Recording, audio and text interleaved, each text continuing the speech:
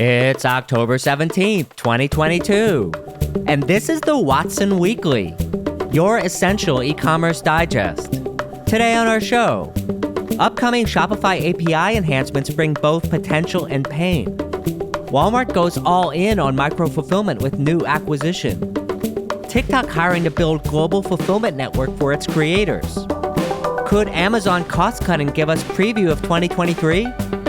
And finally, the Investor Minute contains 5 items this week from the world of venture capital, acquisitions, and IPOs. But first, in our shopping cart full of news. Upcoming Shopify API enhancements bring both potential and pain. Significant upgrades are coming to Shopify's APIs that will shake up the app ecosystem. These are not newly announced because some of these I recall at Unite last year, but they are getting closer. What's happening? Basically 3 things. First, let's talk about checkout customization. This is a way to brand checkout using a branding API, as well as to use functions and apps to add custom functionality to checkouts. This completely bypasses having to edit checkout.liquid files, which only developers could do before. These new capabilities can only be installed on Shopify Plus stores. Second, some privacy enhancements for apps surrounding customer data are being introduced.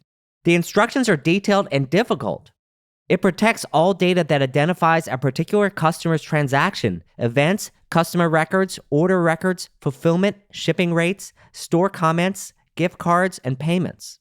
There are even more restrictions if you want name, phone, address, and email. Your app will need rewrites if it's impacted and extra approvals from Shopify. New apps have to meet this deadline by April 2023, and existing apps have until July 2023. If this affects you, it's something to seriously pay attention to. Third, Shopify is proposing a complete reimagination of how pixels work. A pixel is a piece of JavaScript code which has the ability to track user and page activity throughout a website. These proposed pixel changes will affect any app that attempts to track consumer behavior, which is to say pretty much all of them. Essentially, Shopify will become its own data manager, kind of like a segment, which will govern the behavior of pixels, including what events you can publish and subscribe to. You will have to register your request with Shopify. This will affect what events and JavaScript functions you can access during the execution of a page. These updates are controversial. Some developers will give up and stop. Others will see this as an opportunity, however. API changes are like that. Why would Shopify do something like this? I think the reasoning is more straightforward than you might think. Let's start with the fact that Shop Pay is essential to Shopify's entire business. Add to that, Shopify's checkout must become more customizable for a whole host of reasons, not the least of which is all the new B2B scenarios that they want to enable in the future. If you customize a checkout, by definition, at some point, these potentially thousands of third-party applications will have access to a brand's sensitive customer data. Post Facebook and Cambridge Analytica, there is really no major software company that can afford to give access to customer data without privacy being built in from the beginning. I actually applaud Shopify for getting ahead of the narrative here. If you think about it, the downside risk for Shopify is much worse than the upside of making it easier for developers. For the upset developers and merchants, I encourage you to reread and read again a copy of Who Moved My Cheese and think about the ecosystem you want to be in.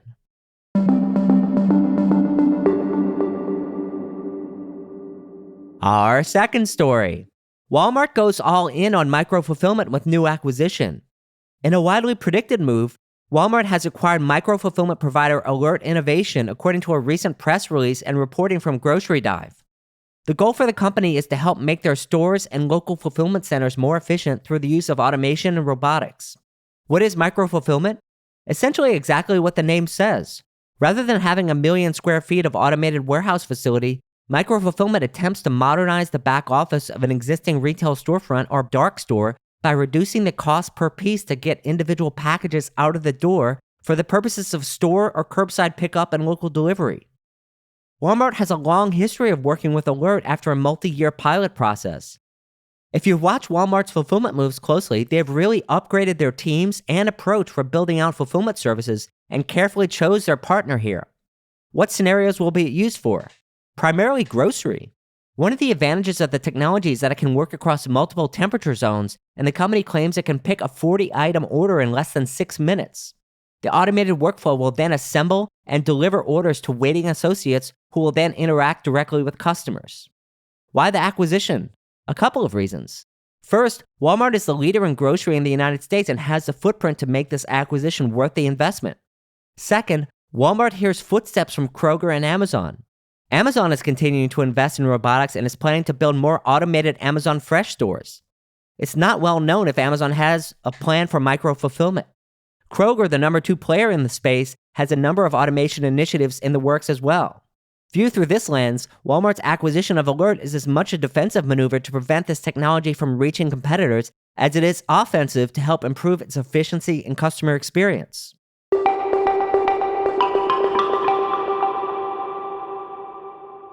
Our third story: TikTok building an app store for logistics for its international creators. Axios scooped a story that said that they're connecting the TikTok e-commerce shop experience in the US to a fulfillment network. I verified the same job listings, particularly trust and safety roles, merchant product onboarding, inventory visibility and placement, demand forecasting, and connectivity with logistics providers. In short, I think ByteDance is following Alibaba's lead with how popular marketplaces help brands handle promotional demand. If an American brand wants a promotion on Singles' Day in China, you must have forward-deployed inventory in Sinow warehouses. What's the motivation? Social networks can do a lot of damage and be havens for fraud, counterfeits, and international rule breaking. If consumers don't have a great experience, they can lose trust and creators can't monetize effectively. It's about their coveted influencer and advertiser audience. The workflow will be like this. An internationally famous creator has established a major following on the network and is now partnered with manufacturers and wants to give exclusive drops to its fans worldwide. These creators are not necessarily international retailers, but need to act like them. I came up with a basic set of questions that TikTok executives must be able to answer reliably and efficiently, like these. How much traffic and interest will this offer generate? What will the conversion rate be by country? How much inventory should I secure for this promotion? What countries can I legally sell this product to? What's the most efficient way to clear customs into each country I need to deploy inventory into? Where should that inventory be deployed in each country based on demand patterns? How much inventory should I put in each location? And which supply chain provider should I work with to make this happen? If TikTok is the best in the world at answering questions like these, it's a flywheel for their business. This is a boon actually for logistics providers and infrastructure startups in these markets. TikTok will need to set standards and build connectivity to all players, including folks like Amazon Logistics, Shopify, Maersk, Flexport, and many others. I call it the TikTok App Store for logistics that creators can choose from. Its information flows seamlessly into the creator's own portal and a governance mechanism to keep the system legal and performant. Don't worry about this year. This is much more likely planned for next year, folks. The question remains, will social commerce on this scale work? History might tell us yes. Just because things haven't worked out for Meta in the past, the top platform is different, and TikTok has definitely a chance of succeeding where others like Facebook have struggled.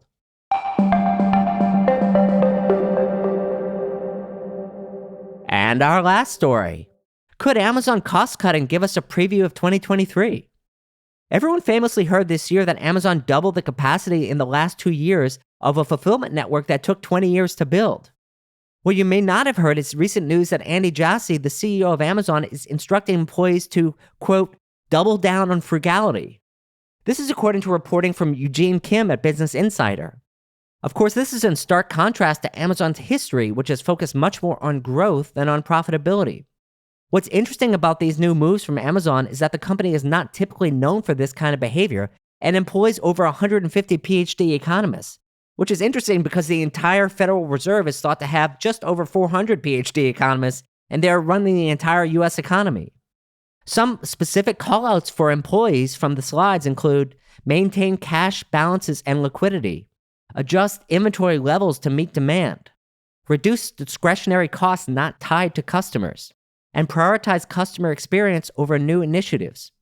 Of course, no one can predict the future here, but when one of the largest well-funded retailers of the world is starting to prioritize cash improving efficiencies, and reducing inventory levels, then it would be wise for everyone to take notice. What does this mean for Amazon brands? I think these kinds of strategies will have an impact on first-party Amazon businesses well into the next year. If you're new to the Amazon world, first-party sales is managed through an interface called Vendor Central and consists of inventory that Amazon buys and resells on its own. Third-party sales is managed through an interface called Seller Central, where each seller ships products directly to the consumer, either through Amazon's warehouses, i.e. FBA, or from its own. Amazon never takes possession of the inventory.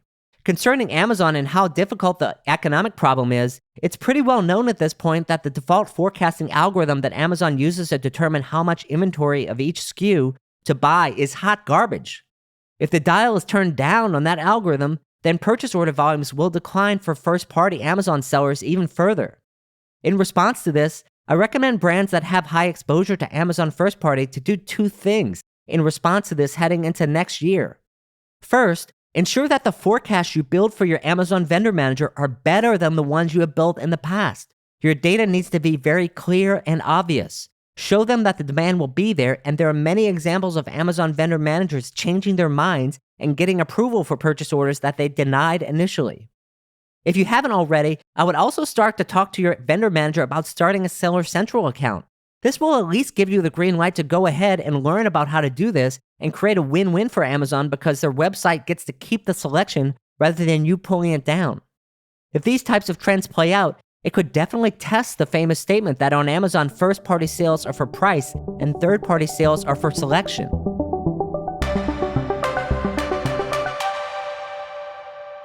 It's that time, friends, for our Investor Minute. We have 5 items on the menu today.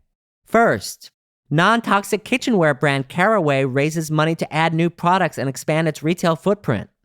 McCarthy Capital is a private equity firm that made $35 million in investment here. In addition to supporting its new retail footprint, the investment will allow the company to keep bringing new products to market. Second, Grub Market raises $120 million from General Mills and others to transform supply chain for food. Grub Market is a technology company which connects farmers and other food suppliers to business customers like restaurants and grocers. The company also has a consumer offering which provides the same services directly to consumers. If you ask me, this part of the offering may be a bridge too far. The interesting thing here is the strategic investment from General Mills. It's not hard to see how this could turn General Mills from a company making your Cinnamon Toast Crunch to the company providing the payments and supply chain infrastructure to power a large part of CPG. The investment values Grub Market at more than $2 billion. Third, inclusive beauty company The Lip Bar raises $6.7 million to expand its options. The company's origin story is quite interesting. The founder, Melissa Butler, started the company on her kitchen table when she realized that the beauty industry simply did not have a product that represented women of color and that was not full of chemicals. Fourth, e-commerce software aggregator Carbon6 Technologies grabs $66 million in equity and debt. The company has already acquired over 16 companies in the Amazon software ecosystem and are focused on the needs of professional sellers, which is to say the number about 200,000 in the United States. Their competitors in the space include companies like Assembly. And finally, canned water company Liquid Death, now worth $700 million after a new $70 million investment. Literally, it's just plain water in a can. That's the whole story. That's all for this week. Till next time, Watsonians. Hi, I'm Rick Watson, CEO and founder of RMW Commerce Consulting and host of the Watson Weekly Podcast, your essential e-commerce digest. Our production partner for this series is Citizen Race Car. The show is produced by Alex Brower, production manager Gabriella Montequin. To hear new episodes of the show every Monday morning, subscribe now at rmwcommerce.com/WatsonWeekly and wherever you get your podcasts.